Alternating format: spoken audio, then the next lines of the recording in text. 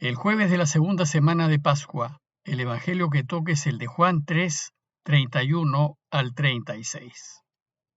En aquel tiempo dijo Jesús: El que viene de lo alto está sobre todos.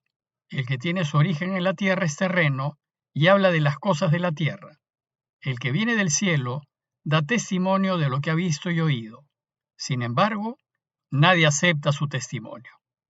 El que acepta su testimonio reconoce que Dios dice la verdad, porque cuando habla aquel a quien Dios envió, es Dios mismo quien habla, ya que Dios le ha comunicado plenamente su espíritu.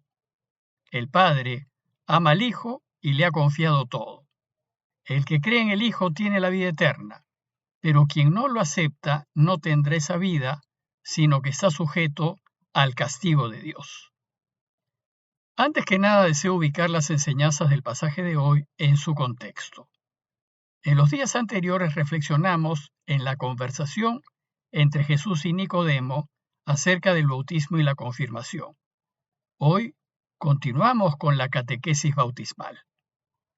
Terminada la conversación con Nicodemo, el evangelista nos cuenta que Jesús dejó Jerusalén y se fue con sus discípulos hacia el desierto de Judea, a orillas del Jordán. Y nos dice que allí se puso a bautizar con sus discípulos. Por tanto, según el evangelista, Jesús durante su vida pública bautizó. Pero el bautismo que en ese entonces, es decir, antes de su muerte y resurrección, hacían Jesús y los suyos, era semejante al que hacía el Bautista. Era más bien un bautismo de conversión, como el de Juan, y aún no tenía las connotaciones y la importancia que tendrá después de la resurrección del Señor. El bautismo que ofrece la Iglesia después de la resurrección de Jesús es el que hoy tenemos, y es un bautismo en donde el bautizado nace de nuevo, se hace una nueva criatura y recibe el don del Espíritu Santo para regirse según los valores del reinado de Dios. Es un bautismo en donde decidimos vivir al modo de Jesús y jugarnos la vida en este esfuerzo. Y el Espíritu Santo es el don que nos regala Jesús después de subir al Padre para ayudarnos a caminar su camino. El evangelista también nos cuenta que Juan el Bautista estaba bautizando cerca. Muchos estudiosos bíblicos sostienen que después de que se bautizó Jesús, lo más probable es que haya frecuentado los círculos de Juan el Bautista. No hay que olvidar que Juan el Bautista fue un personaje muy importante en tiempos de Jesús. Tan importante que el historiador judío Flavio Josefo, al narrar la historia judía de la primera mitad del siglo I, le va a dedicar más líneas a Juan el Bautista que a Jesús. Pero parece que llegó un momento en que Jesús decidió separarse del Bautista. Tal vez porque el Bautista anunciaba a un Dios exigente y castigador, pronto a juzgar a la humanidad y con el hacha lista para caer sobre el árbol si no hay conversión. Bueno, pues esta imagen de un Dios duro, indolente e inmisericorde que mostraba Juan era muy distinta al Padre que Jesús conocía y que quiso que todos descubriésemos. La de un Dios amante, preocupado por nosotros, compasivo y perdonador. Entonces, cuando Jesús se separa del Bautista, el evangelista, en su capítulo 1, nos cuenta que algunos de los discípulos de Juan se fueron con él. Bueno, pues, según el evangelista, parece que después hubo una cierta rivalidad entre los discípulos del Bautista y los discípulos de Jesús. Pues algunos discípulos de Juan van a acusar a Jesús ante Juan y le van a decir que Jesús está bautizando y que todos se van con él. Entonces, en ese momento, Juan da un testimonio extraordinario acerca de Jesús. Públicamente reconoce que él no es el Mesías y que Jesús es más grande que él. Juan se refiere a Jesús como el novio y él solo se considera un amigo del novio. Además afirma que este hecho lo llena de enorme, de plena alegría. Después de este testimonio, el Bautista desaparecerá de la escena y el evangelista en su evangelio ya no hablará más de él. En adelante, quien surgirá con un brillo incontenible será Jesús. Bueno, pues el relato de hoy, y que sigue a todo lo que les acabo de contar, recoge los ecos de la conversación tenida entre Jesús y Nicodemo. Y con este texto se concluirá, en Juan, la catequesis acerca del bautismo y la confirmación cristianos. En este pasaje, Jesús confirma lo que Juan Bautista ha dicho de él. Y esta confirmación es una profundización de la conversación con Nicodemo, y viene muy a propósito para completar su catequesis bautismal, pues quedará claro a quienes se van a bautizar en el nombre de quién se bautizarán. A primera vista, el texto parece ser una serie de afirmaciones inconexas acerca de Jesús. Sin embargo, lo que pretende el evangelista es dejar en claro a aquellos que se van a bautizar la relación especial y única que Jesús tuvo con su Padre, y que explica por qué hay que jugárselo todo por él. Los que se van a bautizar tienen que saber que Jesús no es un profeta más de Israel. Tienen que saber que ni siquiera es como Moisés, que conversaba con Dios cara a cara, y a quien Dios le dio la ley, los 10 mandamientos, para que rigiera a su pueblo.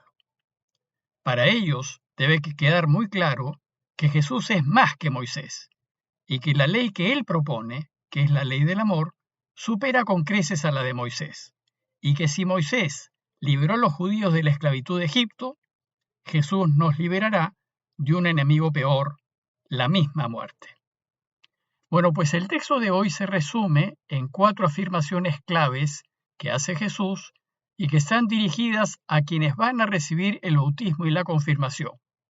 Esas afirmaciones son: primero, que Jesús viene de Dios y está por encima de todos. Y esto lo va a decir de 2 maneras.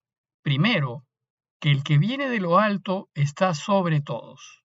Y después, que el que viene del cielo está por encima de todos. Israel ha tenido grandes profetas, como Moisés o Elías, o el mismo Juan el Bautista.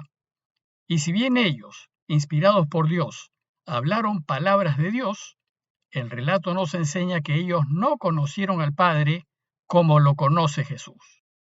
Porque ellos no vinieron de Dios, su origen es terreno y por eso hablan de las cosas de la tierra, pues dice el texto, el que es de la tierra, habla de la tierra. En cambio Jesús viene del cielo y habla de las cosas del cielo. Por tanto, Jesús está por encima de Moisés, de Elías, del Bautista y de todos. Y en consecuencia, es la máxima autoridad para hablar del Padre. Segundo, que Jesús es aquel a quien ama el Padre, es su predilecto. Dice el texto que el Padre ama al Hijo, y lo ama con un amor infinito y un amor de Padre. Y todo lo que Jesús nos ha contado brota del amor infinito entre el Padre y el Hijo.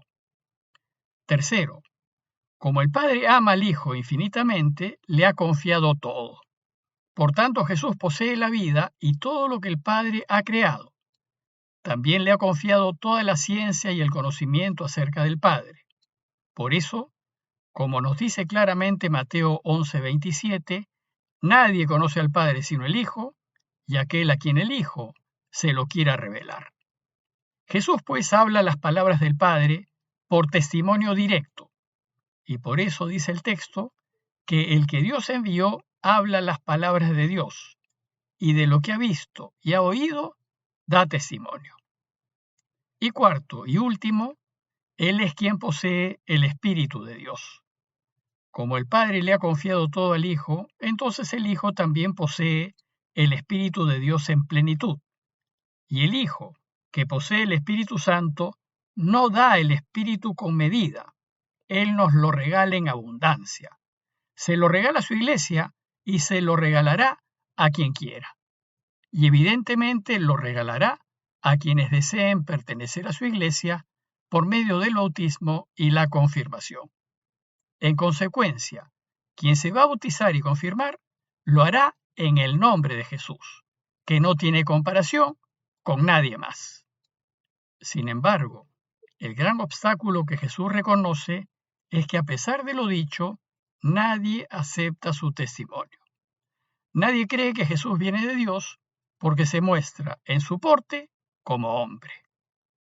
Y entonces concluye su enseñanza con una muy dura afirmación diciendo: el que no crea al Hijo no verá la vida que le ofrece, sino que estará sujeto al castigo de Dios. Esa afirmación es desconcertante, pues no está acorde con ese Dios que Jesús nos quiere mostrar, aquel que nos ama y que está dispuesto a dar su vida por nosotros. Tampoco está acorde con la libertad que nos ha dado, pues si me ha creado libre no me puede castigar porque no lo elija.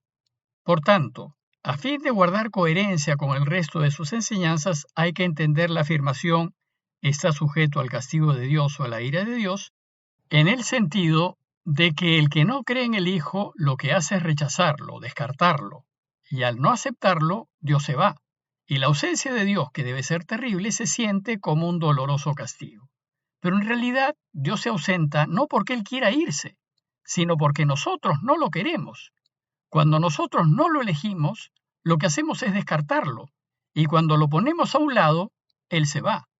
Él no permanece con nosotros, no por deseos suyos, sino por deseos nuestros.